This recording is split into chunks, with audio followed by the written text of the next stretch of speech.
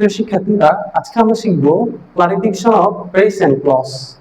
Press এবং clause দুটি জিনিসই বাংলা অর্থে হচ্ছে শব্দগুচ্ছ, অর্থাৎ প্রেস এবং ক্লজ এক একটি শব্দগুচ্ছ নিয়ে তৈরি হয়।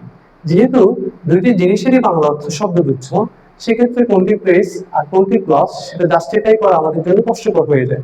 এই কষ্টটা দূর করার জন্য আমরা ছোট একটি টপিক নিয়ে আলোচনা করব, যেটা দেখে আমরা খুব সহজে প্রেস এবং ক্লজকে আলাদা করতে পারবো। প্রেস হচ্ছে যে শব্দগুচ্ছের মধ্যে সাবজেক্টের পর কোনো ফাইনাইট ভার্ব পাওয়া যাবে না। সাবজেক্টের পর ফাইনাইট ভার্ব মানে হচ্ছে, ফাইনাইট ভার্ব আমরা আগেও পড়েছি, যে ভার্ব দ্বারা টেন্স নির্ধারিত হয় সেটাকে মূলত বলা হয় ফাইনাইট ভার্ব। সাবজেক্টের পরে যে শব্দগুচ্ছের মধ্যে কোনো ফাইনাইট ভার্ব পাওয়া যায় না সেটিকে বলা হয় প্রেস। আমরা যদি এই প্রথম এক্সাম্পলটা ফলো করি তাহলে দেখবো, that new red car is mine.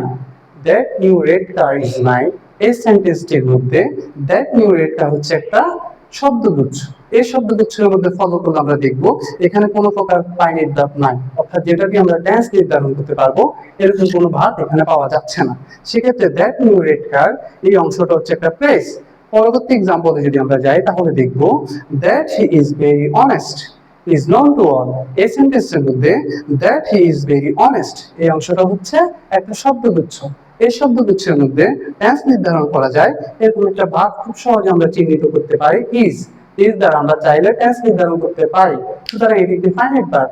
যেহেতু এই শব্দগুচ্ছের মধ্যে একটা ফাইনাইট ভার্ব পাওয়া যায় সেহেতু এটি একটি ক্লজ। আশা করি বিষয়টা খুব সহজে বুঝতে পেরেছো। ধন্যবাদ সবাইকে।